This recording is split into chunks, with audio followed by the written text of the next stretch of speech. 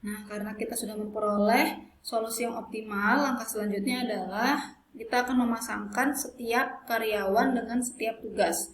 Tepat satu karyawan dengan tepat satu tugas. Kita mulai dari baris atau kolom yang hanya mempunyai satu sel bernilai 0. Di sini ya kita mulai dari kolom 2 ya. Di sini hanya satu kolom 2 ini hanya satu sel yang bernilai 0, yang ini saja. Berarti kolom 2 ini yang bernilai 0 ini kita langsung gantikan dengan biayanya, yaitu 20. Nah, berarti karyawan C mengerjakan tugas 2 dengan biaya 20. Otomatis karyawan C tidak mungkin mengerjakan tugas-tugas yang lainnya karena hanya boleh mengerjakan satu tugas. Berarti yang lainnya ini kita silang. Ya. Kemudian tugas 2 juga sama, tidak mungkin dikerjakan oleh karyawan lain karena tugas 2 sudah dikerjakan oleh karyawan C. Berarti semua nilai ini kita silang. Selanjutnya, yang mempunyai satu sel bernilai 0 ada kolom 4. Nah, di sini ya. Kolom 4 atau tugas 4 hanya dikerjakan oleh karyawan D. Berarti kita gantikan langsung 0 dengan biayanya itu 16. Berarti karyawan D tidak mungkin mengerjakan tugas yang lainnya karena sudah mengerjakan tugas 4. Berarti kita silang. Dan tugas 4 juga tidak mungkin dikerjakan oleh karyawan lain karena sudah dikerjakan oleh karyawan D. Berarti kita silang. Selanjutnya kita lihat lagi kolom atau baris yang hanya mempunyai satu sel. Di sini ada 0, di kolom 3 hanya mempunyai satu sel bernilai 0, itu kita langsung gantikan 0 dengan biayanya itu 18. Kemudian kita silang lagi yang ini, karena karyawan A sudah mengerjakan tugas 3, berarti karyawan A tidak mungkin mengerjakan tugas yang lain. Dan tugas 3 juga karena sudah dikerjakan oleh karyawan A, berarti karyawan lain tidak mungkin mengerjakan tugas 3. Nah, sisa yang ini karyawan B 0, harus 0 ya. Nah, berarti karyawan B mengerjakan tugas 1.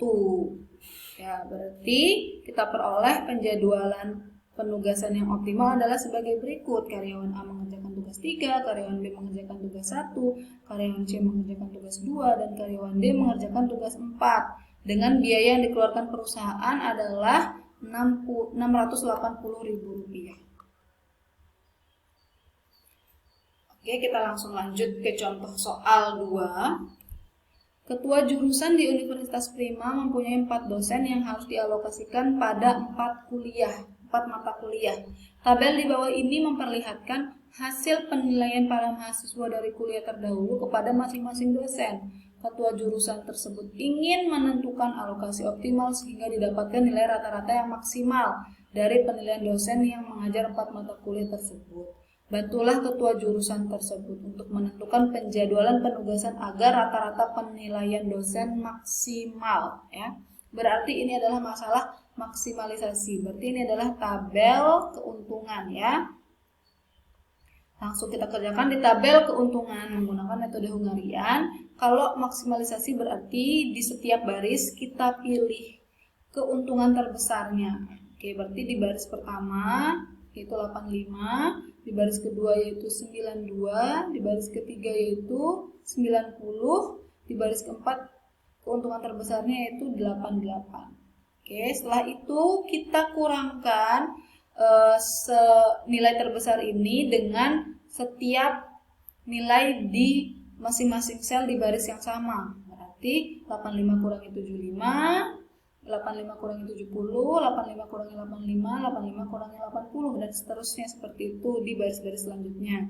Kita perolehlah tabel seperti ini.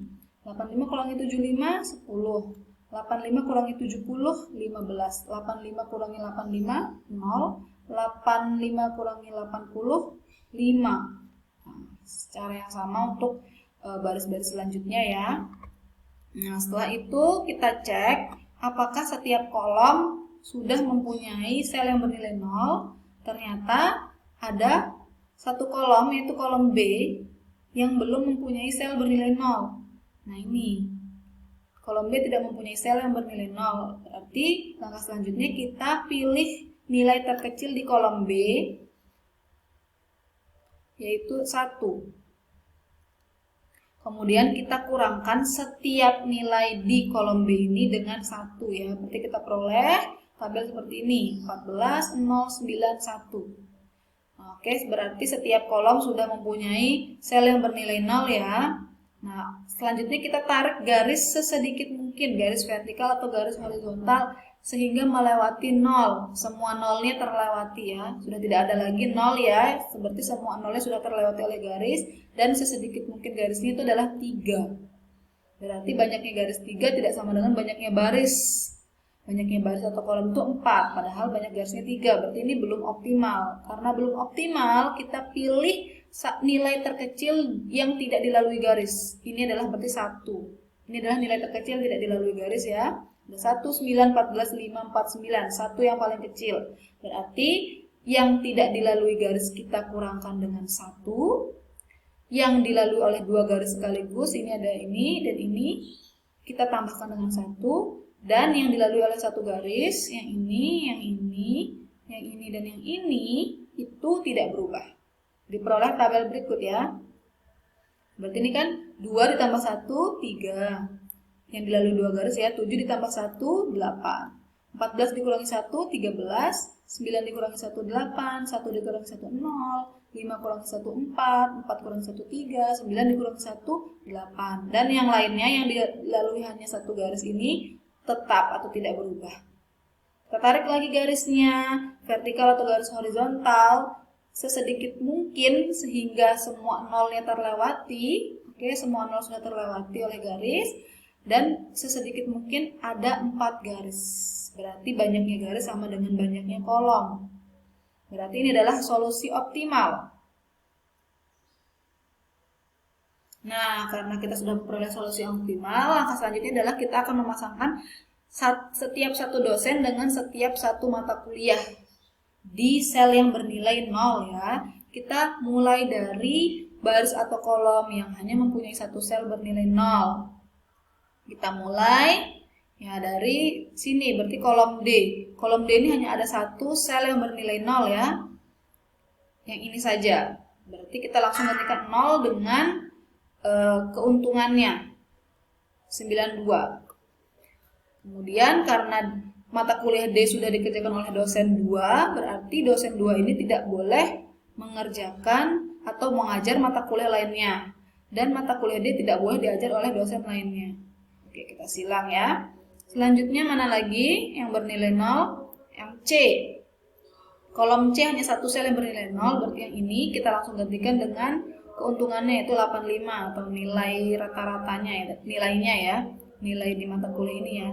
Berarti dosen 1 tidak mungkin mengajar mata kuliah lain selain C. Berarti kita silang yang lain dan mata kuliah C tidak mungkin diajar oleh dosen lain. Berarti kita silang yang lainnya. Oke, selanjutnya mata kuliah B hanya ada satu sel bernilai 0. Ini berarti kita gantikan dengan nilainya, berarti 86 atau keuntungannya ini. 86 berarti dosen 4 mengajar mata kuliah B dan dosen 4 tidak boleh mengajar mata kuliah lain. Berarti kita coret yang ini juga. Selanjutnya mata kuliah B juga tidak boleh diajar oleh dosen lain karena sudah diajar oleh dosen 4. Oke, kita silang. Berarti sisa yang ini ya, berarti dosen 3 mengajar mata kuliah A.